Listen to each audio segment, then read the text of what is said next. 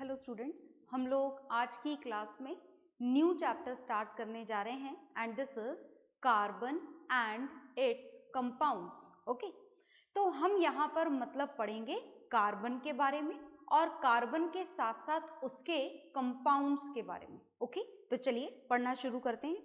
और इस चैप्टर की शुरुआत हम सबसे पहले करेंगे कार्बन एलिमेंट के साथ में।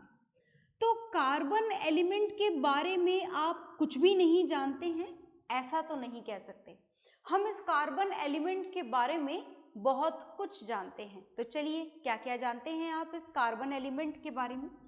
आप इस कार्बन एलिमेंट का एटॉमिक नंबर जानते हैं। जानते हैं ना एटॉमिक नंबर?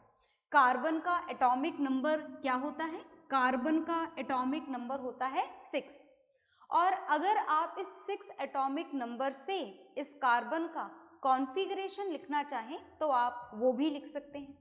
तो कार्बन का कॉन्फ़िगरेशन क्या होता है? कार्बन का कॉन्फ़िगरेशन होता है 2,4। और अगर इस 2,4 कॉन्फ़िगरेशन के अकॉर्डिंग मैं आपसे पूछूं कि क्या आप कार्बन की पीरियोडिक टेबल के अंदर लोकेशन बता सकते हैं, तो आप इसकी लोकेशन भी जज कर सकते हैं। कैसे लोकेशन जज कर सकते हैं? According to the number of electrons in its outermost shell, which is 4, we can provide a particular group number to this element, and the group number of this carbon according to this 4 valence electron is 14. Is it okay? हमें पता है कि 14 group के जितने भी element हैं उनके outer most shell में कितने इलेक्ट्रॉन होते हैं? 4 इलेक्ट्रॉन्स होते हैं। ओके, और अगर आपसे ये पूछा जाए कि इसका पीरियड नंबर कौन सा है, तो क्या आप पीरियड नंबर भी बता सकते हैं? मुझे लगता है कि आप सब बता सकते हैं, क्योंकि जो पीरियड नंबर है वो डिसाइड होता है नंबर ऑफ शेल्स के अकॉर्डिंग। और कार्बन के इस कॉन्फ़िगरेशन में कितनी शेल्स यूज हो रखी हैं? 2 shells, K shell and L shell. That means it belongs to the period number 2। ये आपकी पीरियोडिक टेबल की लोकेशन भी अलॉट कर दी गई। कौन से एलिमेंट को? कार्बन एलिमेंट को। Is it okay? तो ये है कार्बन एलिमेंट की पर्सनल डिटेल। कार्बन एलिमेंट की डिटेल है ये। कार्बन का एटॉमिक नंबर, कार्बन का कॉन्फ़िगरेशन, कार्बन का ग्रुप नंबर, कार्बन एलिमेंट का मॉडर्न पीरियोडिक टेबल में पीरियड नंबर भी हमने यहाँ पर जज कर लिया। अब बात आती है इसके कॉन्फ़िगरेशन के साथ में इसके स्टेबिलिटी की। तो देखिए, चलिए जानते हैं हम।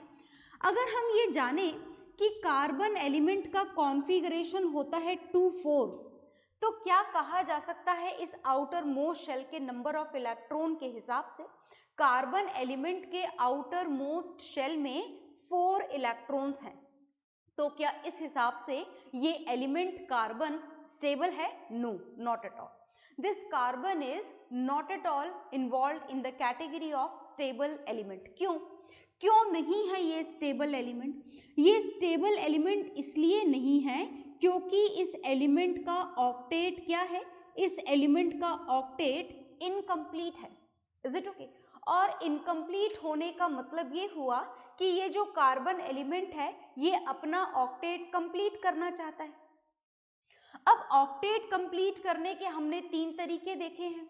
या तो इलेक्ट्रॉन डोनेट कर देना, या फिर इलेक्ट्रॉन गेन कर लेना, या फिर इलेक्ट्रॉन्स की शेयरिंग कर लेना। Is it okay?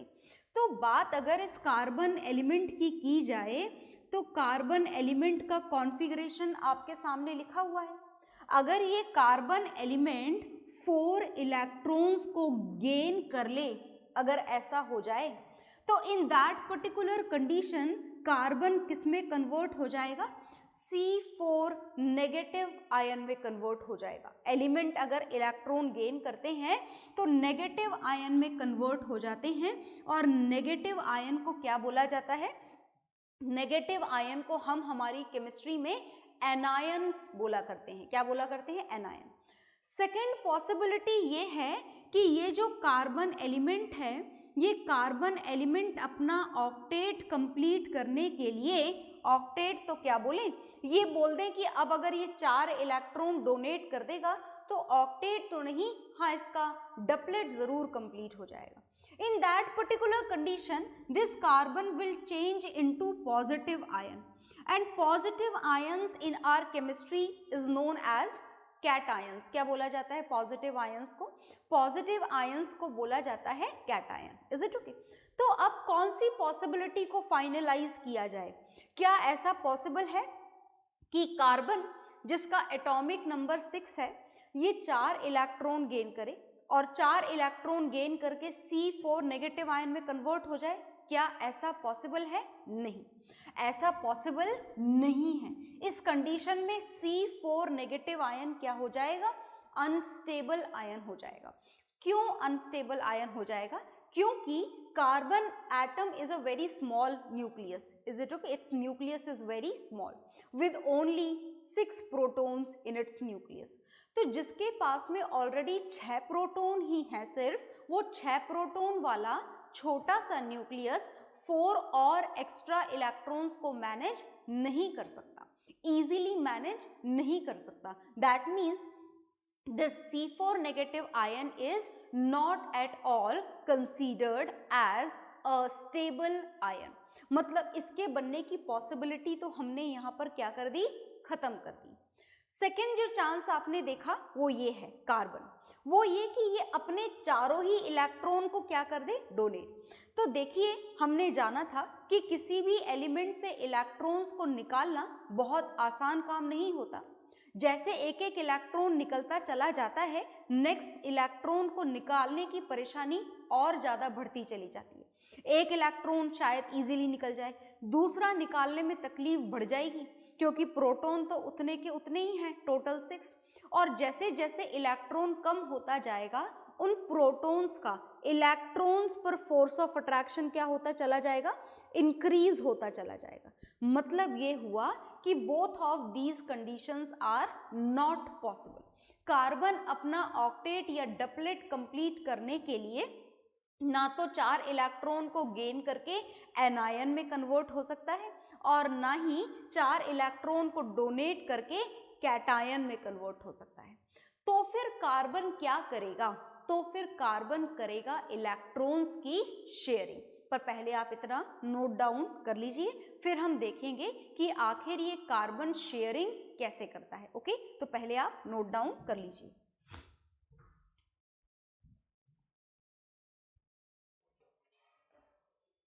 हाँ जी, तो आपने ये नोट डाउन कर लिया होगा और अब मैं इसे रफ करने जा रही हूँ और अब हम कार्बन की बहुत ही बढ़िया बढ़िया प्रॉपर्टीज़ पढ़ने वाले हैं। चैप्टर बहुत इम्पॉर्टेंट है, बहुत ही बढ़िया चैप्टर है।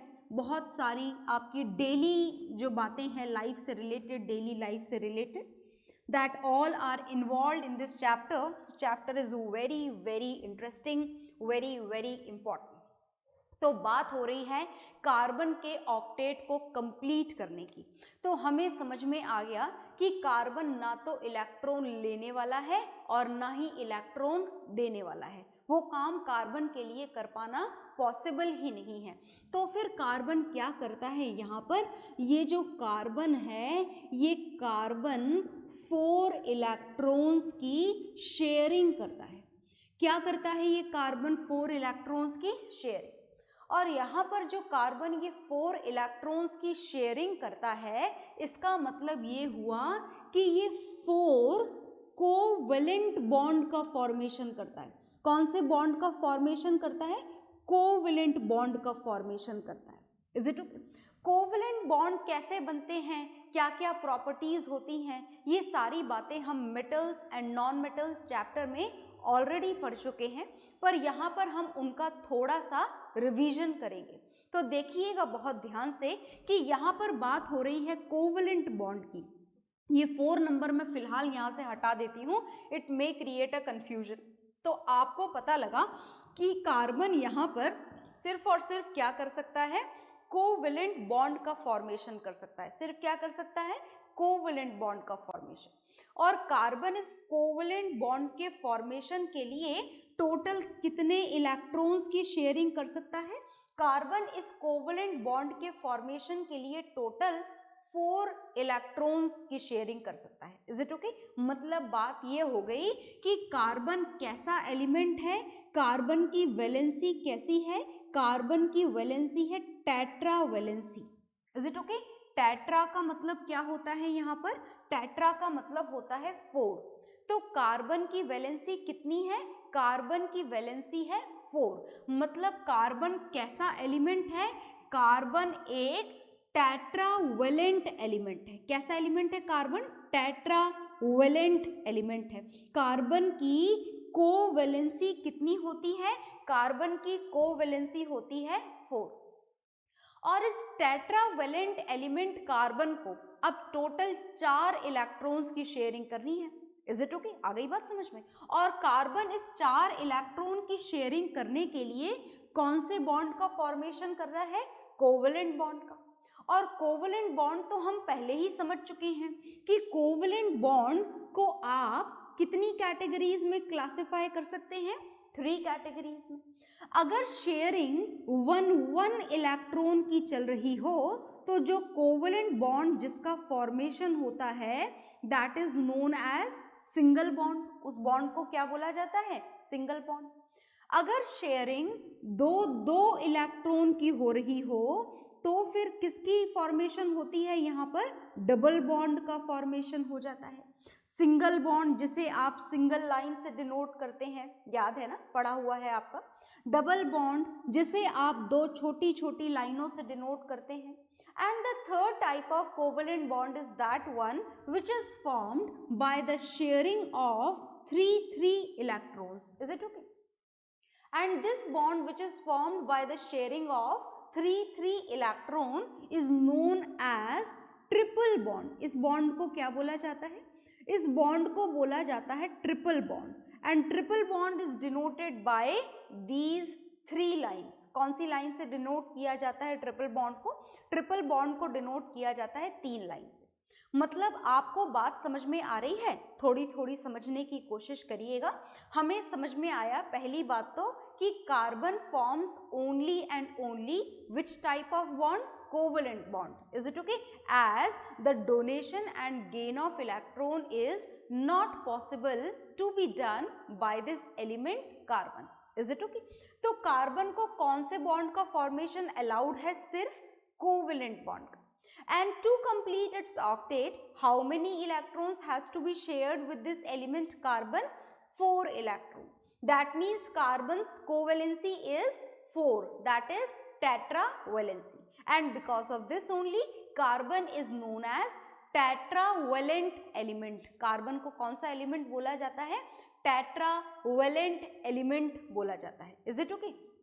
तो आपने देखा कि टेट्रावेलेंसी जो है, जो कोवेलेंसी है, this can be done in these 3 ways.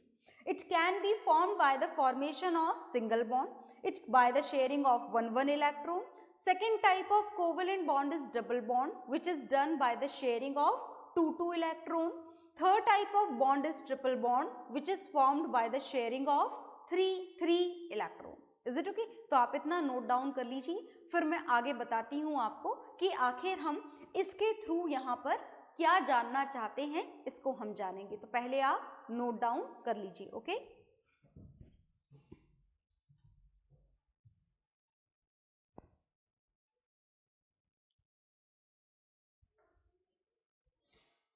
हाँ जी, तो आपने ये नोट डाउन कर लिया होगा। अभी तक हमारी ये जो बात है, ये जानने की जो हमारी इच्छा है कि आखिर कार्बन अपनी टेट्रावेलेंसी को कैसे कंप्लीट करता है, ये अभी जानना बाकी है। ओके? तो चलिए हम जानना शुरू करेंगे इसको।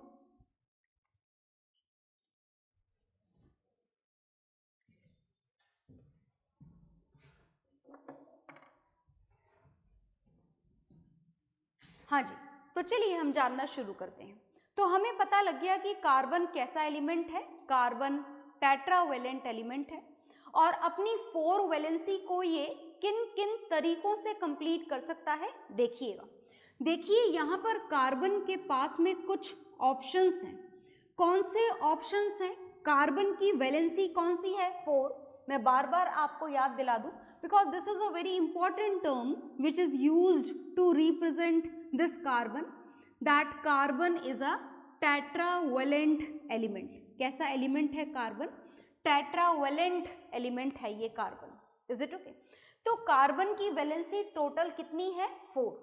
तो कार्बन अपनी 4 वैलेंसी को कैसे कैसे कंप्लीट कर सकता है वो तरीके जानिएगा।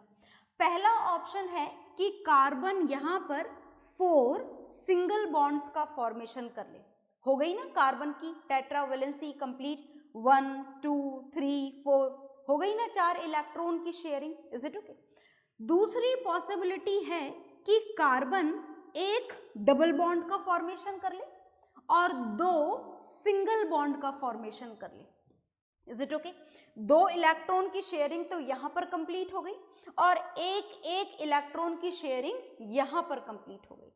नेक्स्ट पॉसिबिलिटी है इस कार्बन एलिमेंट के पास में अपनी टेट्रा वैलेंसी को कंप्लीट करने की कि वो यहां पर 2 डबल बॉन्ड का फॉर्मेशन कर ले, इज इट ओके? 1 2 3 4 हो गई, 4 इलेक्ट्रॉन्स की शेयरिंग कंप्लीट, बिल्कुल कंप्लीट हो गई। चौथी पॉसिबिलिटी है कि कार्बन एक तो ट्रिपल बॉन्ड बना ले, is it okay, which is formed by the sharing of 3 electron, और एक सिंगल बॉन्ड बना ले। मतलब यहां पर कार्बन इन चारों में से किसी भी एक तरीके से अपनी 4 वैलेंसी को, अपनी टेट्रा वैलेंसी को क्या कर सकता है? कंप्लीट कर सकता है, इज इट ओके? तो आप इसे नोट डाउन कर लीजिए, ओके?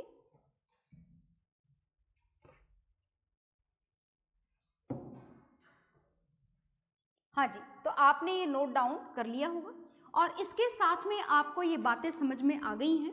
क्या बात आपको समझ में आई यहाँ पर कार्बन की?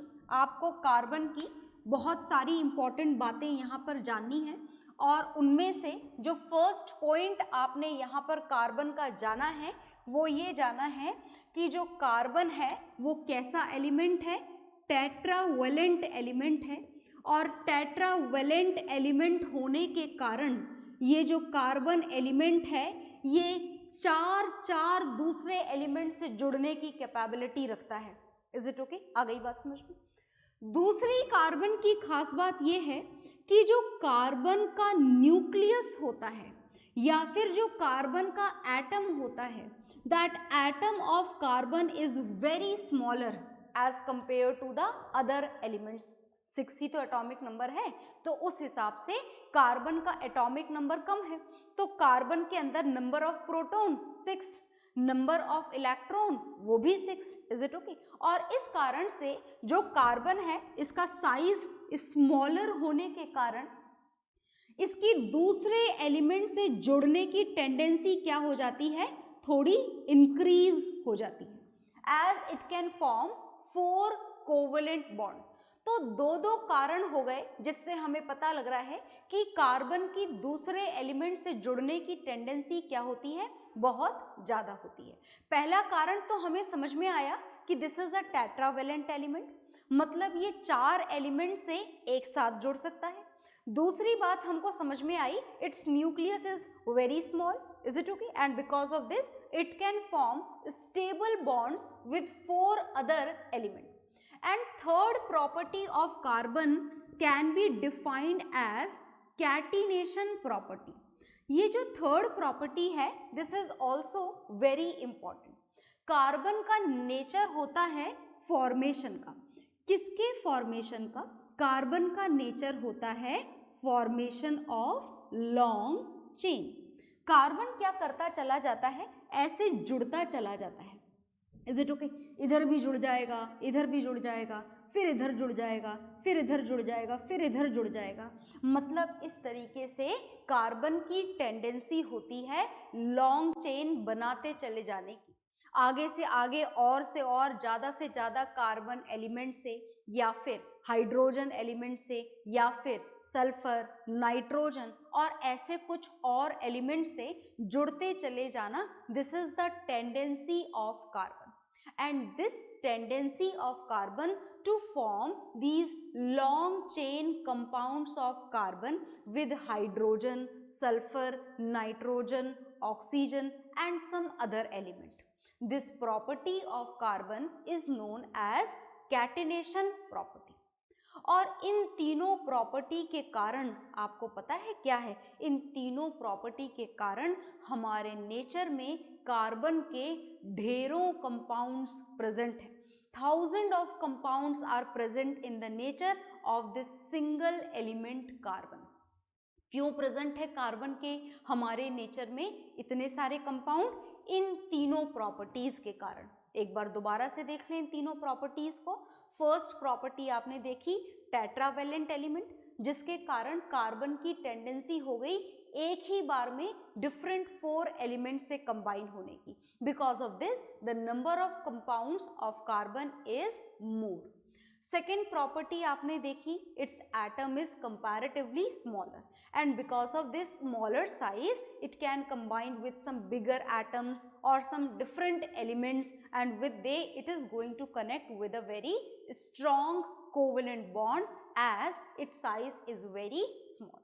And third property is catenation, according to which carbon can combine with other element such as hydrogen, sulfur, nitrogen, oxygen, and like this some more element, and this tendency of carbon to connect with the other element and the carbon and to form these long chain carbon compounds, this property of carbon is known as catenation.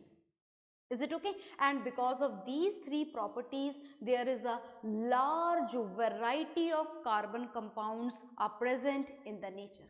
चलो मैं आपको कुछ example बताती हूँ। देखो large variety का मतलब ऐसा नहीं है कि आप उस लार्ज वैरायटी को नहीं जानते हो, आप डेफिनेटली जानते हो।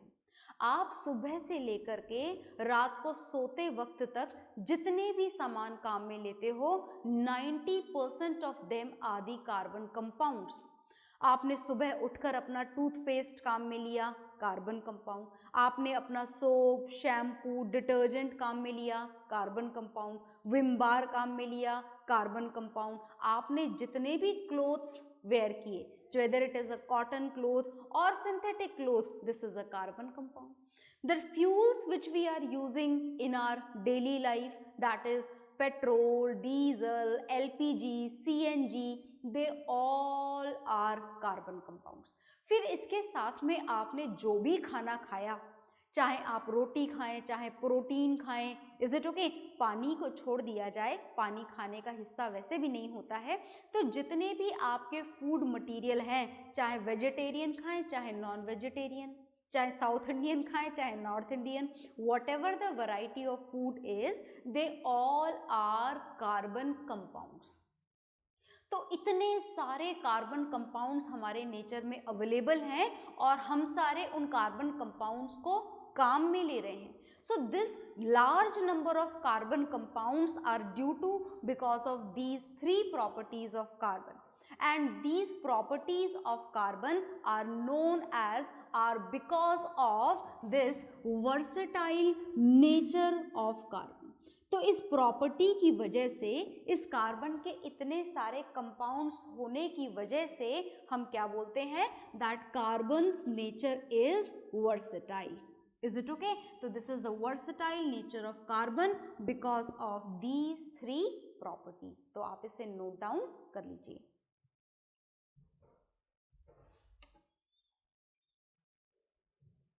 हाँ जी, तो आपने ये नोट डाउन कर लिया होगा। तो आपको कार्बन का वर्सेटाइल नेचर आई होप समझ में आ गया होगा। तो चलिए अब हम थोड़ा और जानेंगे। हमें जो कार्बन कंपाउंड्स यहाँ पर पढ़ने हैं, बहुत सारे कार्बन कंपाउंड्स की वैरायटी आपको यहाँ पर इस चैप्टर में जाननी है।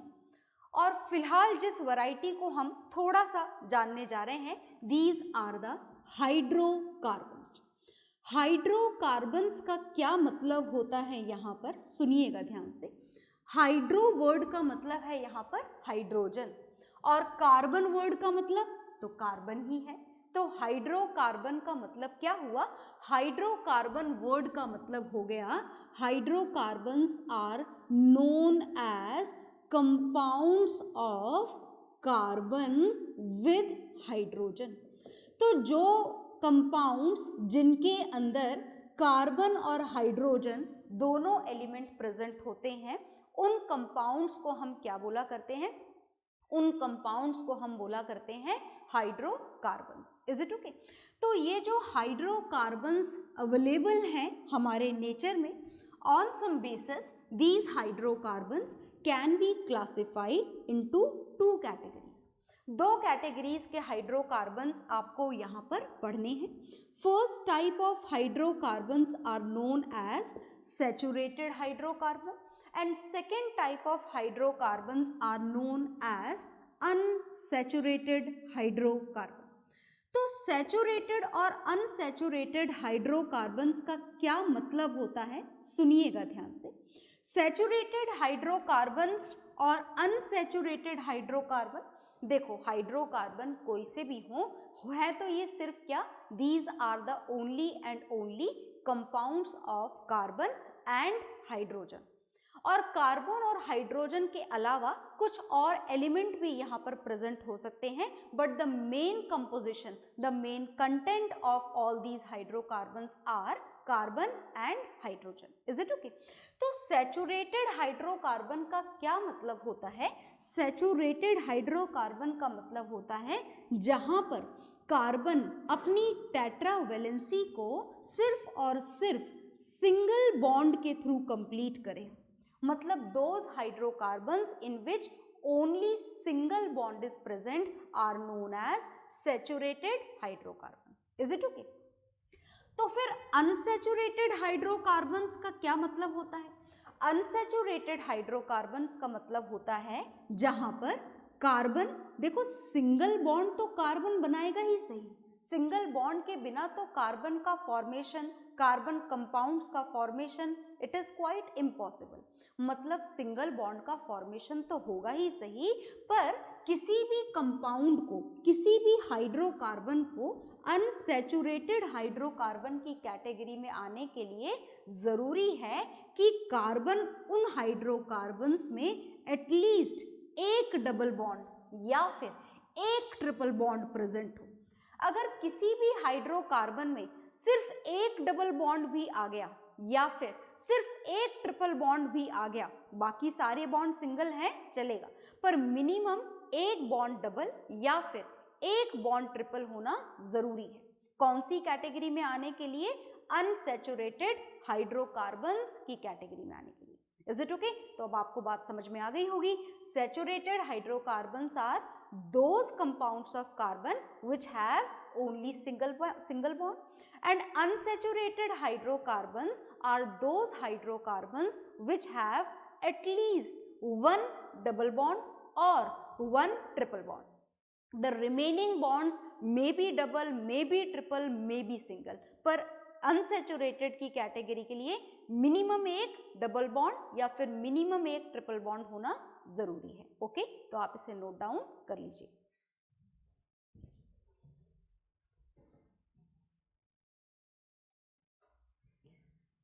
तो आपने इसे नोट डाउन कर लिया होगा, और इसके साथ में ही इसके बाद में जो हमको पढ़ना है, इसके बाद में और जो पढ़ना है हमको सैचुरेटेड और अनसैचुरेटेड हाइड्रोकार्बन्स के बारे में, that will see in the next class. Okay, bye everyone.